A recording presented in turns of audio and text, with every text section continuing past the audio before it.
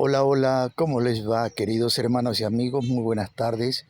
Muy buenas tardes para todos. Les saluda su hermano y amigo en Cristo, Esteban Vera, y la Iglesia Cristiana del Aire, GESET. Que el Dios Todopoderoso, Creador del cielo y de la tierra, os esté bendiciendo grande, rica y poderosamente. Bendito sea el Dios que hizo los cielos y la tierra. Grande es su amor, grande es su poder, grande es su misericordia, su verdad. Amén. Gloria al Señor. Alabado sea nuestro Dios, bendito sea nuestro Dios. Quiero compartirles, mis queridos hermanos, una especie de coreografía imaginaria sobre la gracia. Quiero compartir con ustedes una especie de coreografía imaginaria sobre la gracia. Amén. Ahora, sabemos nosotros que la gracia, según pues los estudiosos, según pues los que escudrían profundamente pues las cosas de la palabra y todo eso, pues se dice que la gracia significa un regalo inmerecido, un regalo inmerecido. Y eso nosotros en realidad pues lo podemos ver si nosotros nos vamos a un diccionario bíblico, como el diccionario común, diríamos así, pues en realidad es verdad que eso se considera como gracia, un regalo inmerecido. Ahora, partamos de esas dos palabritas, regalo inmerecido, regalo que no se merece. Entonces, si decimos que la gracia es un regalo inmerecido, podemos pues decir, regalo. Usted lleva un regalo a alguien, ese regalo, por lo general, pues es gratuito de quien da el regalo para quien lo recibe. Usted, por ejemplo, en un cumpleaños, una fiesta de bodas o una celebración de algo, usted le lleva un regalo a alguien. Ese regalo, pues es el otorgamiento de ese regalo de forma gratuita, porque usted no le dice, aquí te traigo un regalo, págame tanto. No dice eso. Es imposible, ¿verdad? No tiene coherencia lógica en el campo humano de que usted lleve un regalo y le diga a alguien, mira, te traigo un regalo, págame tanto. Por tanto, un regalo es pues el otorgamiento de algo para alguien de una forma gratuita. Eso es un regalo. Inmerecido significa que no se lo merece. Y ahí nos adentramos en el campo espiritual, frente a Dios. ¿Qué significa la gracia? Un regalo que no nos merecemos. Dios nos da un regalo gratuito que no lo merecemos. Amén. ¿Por qué? Ahora, no dice un regalo inmerecido para unos y regalo merecido para otros. Porque si alguien se merece ese regalo, entonces significa que ya no es regalo. Porque simplemente está recibiendo lo que corresponde a lo que él hizo para merecerlo. Ya no es regalo. ¿Verdad que sí? O sea, un regalo por lo general es inmerecido. Cuando usted lleva un regalo a alguien que se lo merece, pues entonces pierde el sentido y el nombre de regalo. Por ejemplo, se acostumbran, hay muchas personas, muchas familias, por decir, darle un regalo a un hijo que termina los estudios. Entonces usted le da X regalo a su hijo, a su hija, que terminó los estudios de una forma satisfactoria. Entonces dice, ahí no podríamos decir de regalo inmerecido. ¿Por qué? Porque está terminando, esa persona hizo un esfuerzo, o sea, el hijo, la hija, hizo un esfuerzo, fue aplicada, fue una buena hija, una buena estudiante, y usted le está dando, como quien dice, el pago por haber hecho eso. Por ende, no es regalo. Es como quien dice, recompensa por una obra realizada, los estudios. Vamos a suponer en una empresa, el dueño de la empresa le otorga un regalo, dice, a los 2 trabajadores más aplicados, por haber sido buenos trabajadores, bueno esto, bueno lo otro, se desempeñaron bien en sus labores, y esto y otro, nunca faltaron y todas esas cosas, fueron responsables y todo eso. Entonces eso no es regalo, eso es recompensa a una labor bien hecha. Por eso es que Dios no se equivoca jamás. Dios no se equivoca. La gracia es regalo no merecido.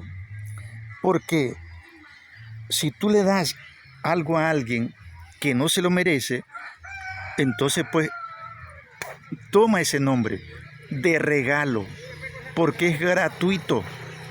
Es gratuito. O sea, no hay nada que pueda recompensar el regalo. No hay nada que pueda recompensar el regalo. ¿Por qué? Porque esa persona no se lo merece. Pero Dios consideró dárselo gratuitamente a quienes no se lo merecían. ¿Y quiénes eran los que no se lo merecían con respecto a Dios y a los hombres? Los hombres. ¿Cuántos? La mitad de los hombres, la tercera parte de los hombres, el 60%, el 85%. ¿Cuántos? ¿Sabe cuántos? Todos. El 100% del hombre no se lo merecía. No se lo merecía. Es por eso que Cristo Jesús no viene a morir por el 50% de los hombres, por el 70%, por el 80%, por el 90%. No.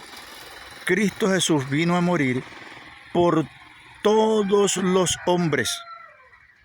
Por todos los hombres de sobre la tierra. Amén. Por ende, no queda nadie exento de esa gracia en Cristo Jesús.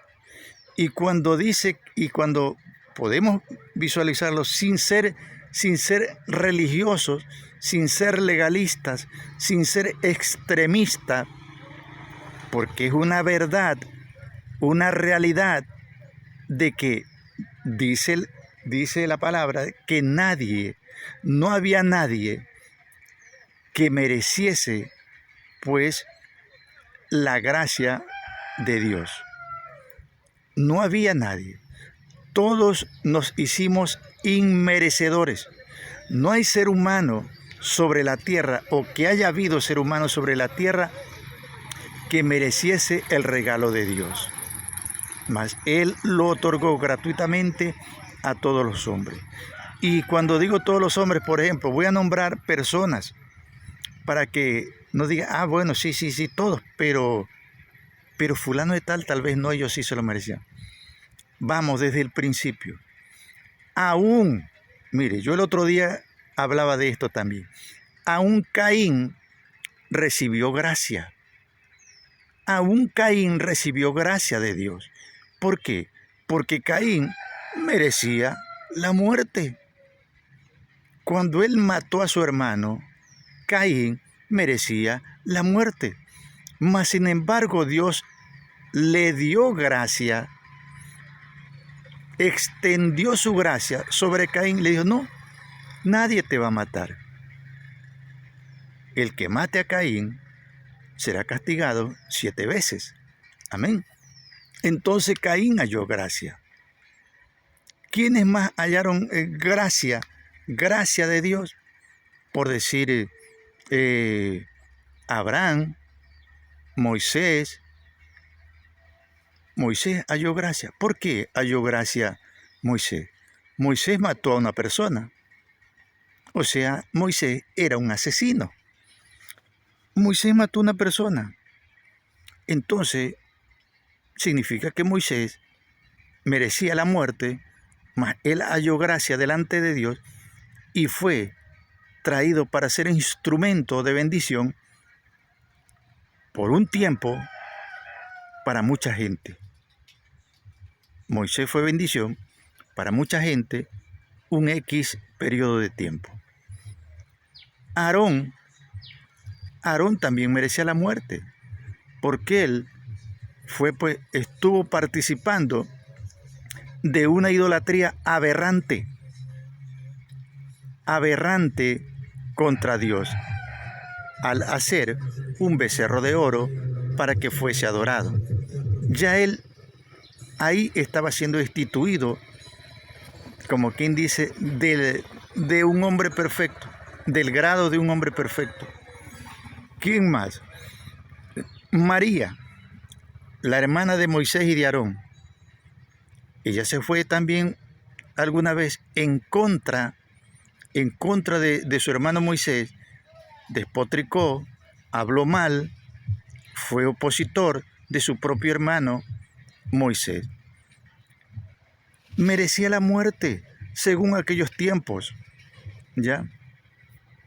Mas Dios extendió su gracia, que solo pues le mandó una lepra por unos días, por 7 días, y luego fue restituida como quien dice, al redil del amor de Dios. Ahora, les dije que le iba a hacer como una coreografía imaginaria de lo que es la gracia. Veamos, imaginémonos que, porque la gente tiene este concepto totalmente errado, equivocado de lo que es la gracia. ¿Por qué? Porque dice que nosotros somos salvos por gracia y que de aquí ya nadie nos mueve de ahí, que nada nos mueve de ahí y que somos salvos por gracia. Somos salvos por gracia, así dice la Biblia, sí, pero salvos temporalmente. Les voy a describir la coreografía imaginaria que yo he preparado. Imaginémonos que hay un hombre violador de niñas y que ya ha sido pues descubierto de que fulano de tal es un violador de niñas y que anda por ahí pues violando niñas, pero todavía no ha podido ser detenido porque es muy escurridizo de las leyes, de la policía, de las autoridades. Y a saberse, por decir, ya lleva como 30 niñas violadas. Y la gente sabe quién es, cómo es, pero no ha sido atrapado, no ha podido ser atrapado todavía. Bien, estamos haciendo una coreografía imaginaria. Entonces, un día, como se dice en el argot popular, se le durmió el diablo a ese violador que lleva decenas de niñas violadas.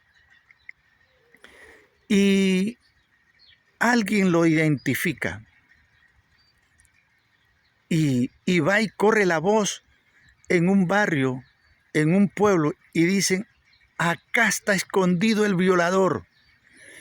y se forma una turba de ciudadanos, 100, 200 personas, se corre la voz y van a atrapar al violador para matarlo, para quemarlo, para sacrificarlo y castigarlo por sus delitos aberrantes. Entonces vienen, lo cogen y comienzan a golpearlo, a maltratarlo. Entonces las autoridades, la policía, se enteran de lo que está sucediendo. Y vienen 200, 300 policías a rescatar al delincuente. Y la policía lo agarra y comienza a hacer un cordón de seguridad. Mire, que la policía no viene para apoyar a los golpeadores. La policía no viene y dice, nosotros venimos a ayudar a golpearlo. No. La policía viene con 300 efectivos, con unas tanquetas lanzadoras de agua, con gases lacrimógenos, y viene para proteger a un hombre que ha cometido delitos y que merece la muerte. Toman al prisionero, se lo quitan de las manos al populacho y lo resguardan. Lo resguardan para que no lo maten. Esos policías simbolizan la gracia de Dios, que viene a proteger a un culpable, y hacen un cerco, los policías, un cerco de protección alrededor del delincuente para protegerlo de que no lo linchen y lo maten. Entonces aquí estamos visualizando la efectivación de la gracia, la operatividad de la gracia hacia un culpable. Culpable confeso, culpable contumaz. Los policías representan la gracia. Pero al protegerlo los policías, esa acción de los policías no está diciendo que ese hombre se convirtió en inocente. Sigue siendo culpable. Los policías están haciendo las veces de la gracia, porque están protegiendo a un culpable. Pero cuando los policías están accionando ese cerco de protección al culpable, eso no simboliza que la policía lo está declarando inocente. No, están protegiéndolos para que llegue a quien lo va a declarar inocente o culpable. ¿Qué es eso? Una corte de justicia. Del lugar de los hechos, donde se cogió al malhechor, hasta una corte, por decir, hay un kilómetro. Ese periodo de transitar de 1 kilómetro simboliza el trayecto de vida que nosotros tenemos bajo la gracia. ¿Sí me está entendiendo? Ese hombre culpable, ese malhechor que fue agarrado por el populacho, la policía hace un cerco de protección con los efectivos suficientes, 100, 200, 300 policías, para resguardar al culpable. Pero el resguardo del culpable no significa, no simboliza inocencia del culpable. No simboliza. Es un resguardo hasta llegar a la presencia de un jurado. y como les hacía la imaginación, el ejemplo, del lugar de los hechos donde se encontró el culpable y donde lo iban a golpear, lo iban a matar, el pueblo, la muchedumbre, el populacho, como se dice, hasta llevarlo a la corte, hay 1 kilómetro, 1,5 kilómetros, 2 kilómetros, qué sé yo, lo que usted quiere imaginarse. Hay un trayecto de transitar desde el lugar donde se lo capturó hasta el lugar donde está el jurado. Hay un periodo de distancia y tiempo. Distancia y tiempo. Desde el lugar de los hechos hasta donde está un jurado. Ese es el periodo de tiempo, o sea, un paralelismo le estoy haciendo. Ese es el periodo de tiempo y espacio que nosotros tenemos bajo la cobertura de la gracia. Bajo la cobertura de la gracia, tiempo y espacio hasta llegar al jurado definitorio que va a determinar nuestra inocencia o culpabilidad. Sigamos con el ejemplo. Imaginémonos, por ejemplo, como ahora sucede en mi país, el Ecuador, sur de América, que los jueces, las cortes, dan medidas cautelares. ¿Qué significa eso? Que sueltan al prisionero y puede andar libre por las calles con ciertas poquísimas restricciones. O sea, como quien dice, con ciertos consejos. Señor, usted, por ejemplo, de un violador, señor, usted no puede acercarse a ninguna niña. Si hay una niña cerca de usted, usted tiene que alejarse a 100 metros. Usted no puede entrar a una escuela, usted no puede entrar a un colegio, usted no puede ir a, por ejemplo, donde haya una fiesta y hayan niños. Usted no, o sea, ciertos consejos le da el juez, la corte, le da. Pero ese hombre, como quien dice, sigue teniendo cierta protección, que sigue siendo la gracia. Pero él no sigue los consejos.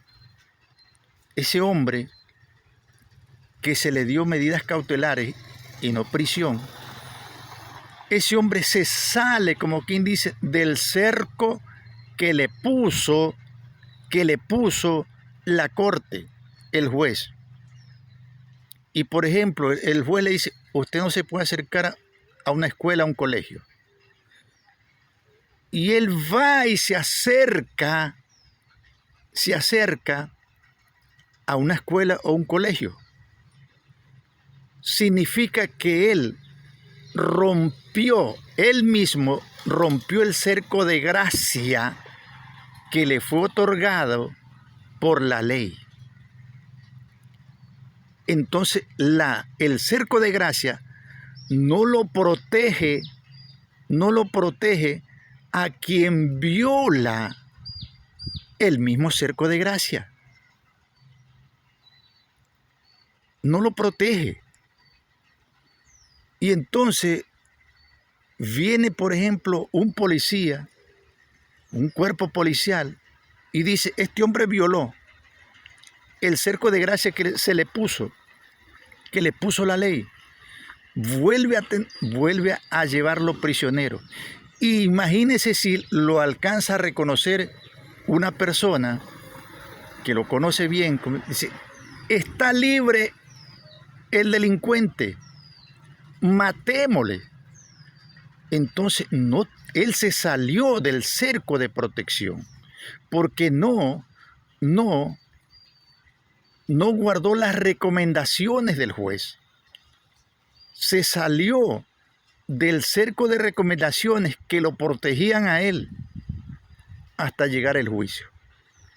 Entonces, simboliza esto. Lo mismo sucede con la gracia que nos dio Dios y en la cual nosotros decimos que somos libres por la gracia, que por gracia somos salvos. Sí, pero mientras nos mantengamos dentro de ese campo de gracia que nos otorga Dios, si nosotros nos salimos de ese campo de gracia, de ese cerco de gracia, no es que Dios está fallando. No, somos nosotros los que fallamos, que nos salimos del cerco de gracia y por ende ya la gracia no nos protege porque nos salimos de su cerco. Entonces, la gracia sí te mantiene salvo. 1 año, 2 años, 100 años, 200 años, los años que tú vivas. Sí, la gracia te mantiene a salvo mientras tú te mantengas dentro del círculo de gracia.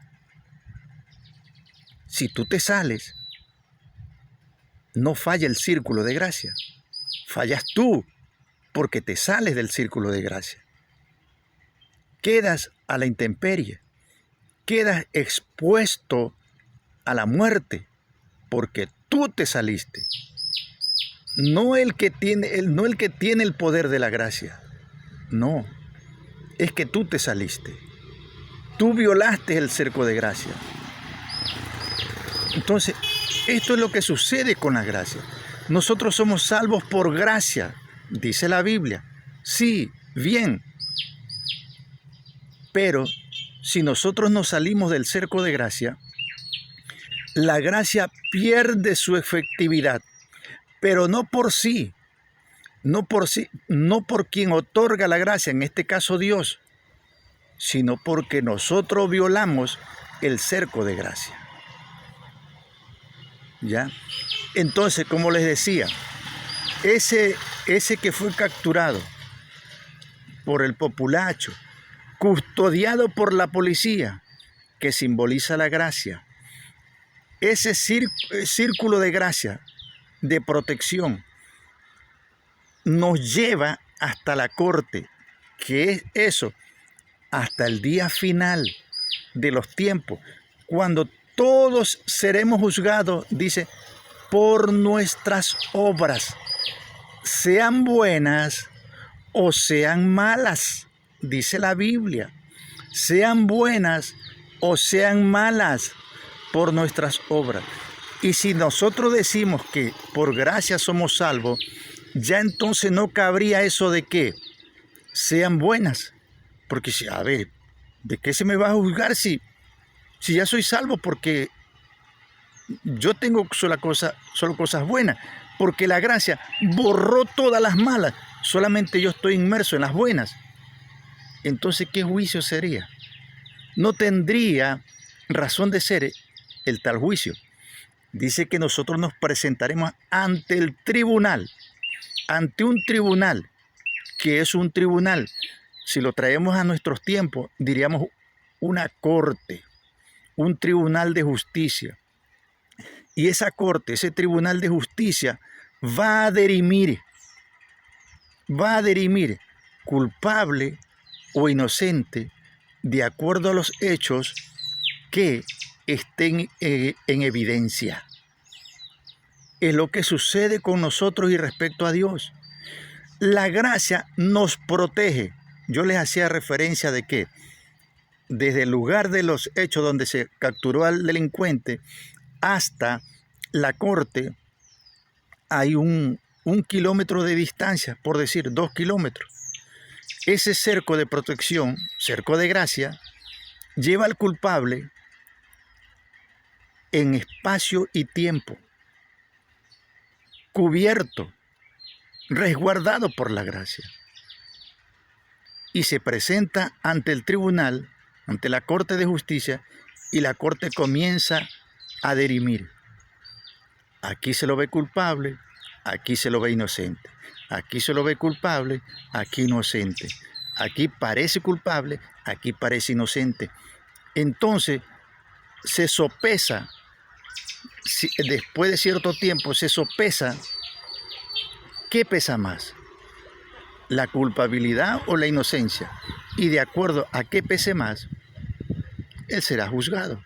Y, Señor, no vemos que usted sea culpable de nada. Le hemos encontrado ciertas fallas por ahí, pero no ameritan condenación. Sea usted libre. O viceversa. Señor, no vemos por dónde usted pueda ser inocente. Hemos visto aquí, acá, acá, y en todo hemos visto que usted es culpable. Entonces recibirá la sentencia de condena. Ese es el proceso de la gracia de Dios. Ese es el proceso de la gracia de Dios. Nosotros somos salvos en Cristo. Por la gracia, por gracia. Sí, sí. Pero si en el momento que nosotros nos salgamos de la gracia, ya no hay quien nos proteja. Ya no hay quien nos proteja. Por ahí algunos se agarran y se aferran, dicen, es que el Señor dice que de mi mano nadie los arrebatará. Correcto. Otra vez vamos al mismo ejemplo. Si la policía está haciendo un cerco de protección con tanquetas de chorros de agua, con tanquetas a lo mejor de municiones paralizantes, con gases lacrimógenos, entonces nadie podrá arrebatarle al delincuente del cerco policial que se hizo. Nadie. Pero imagínese usted que el policía, el delincuente diga, ¿sabe qué? A mí nadie me va a hacer nada. Yo soy bien macho, yo soy bien hombre, y nadie me va a hacer nada. Y se sale del cerco policial. ¿Qué cree que va a ocurrir? Si él voluntariamente se sale del cerco policial, ¿qué cree que va a ocurrir? Lo van a matar. Lo van a matar. Es exactamente lo mismo en el campo espiritual con respecto al hombre y a Dios. Amén. Gloria a Dios. Bendito sea nuestro Dios. Alabado sea el Dios que vive y reina por los siglos de los siglos. Te adoramos, Señor. Te bendecimos y te damos gloria, honra y alabanza. Bendito seas por siempre y para siempre. Amén y amén. Gloria al Señor. Bendito sea nuestro Dios. Un abrazo para todos. Que el Dios Todopoderoso me los esté bendiciendo grande, rica y poderosamente en todas las áreas de vuestra vida. Bendiciones.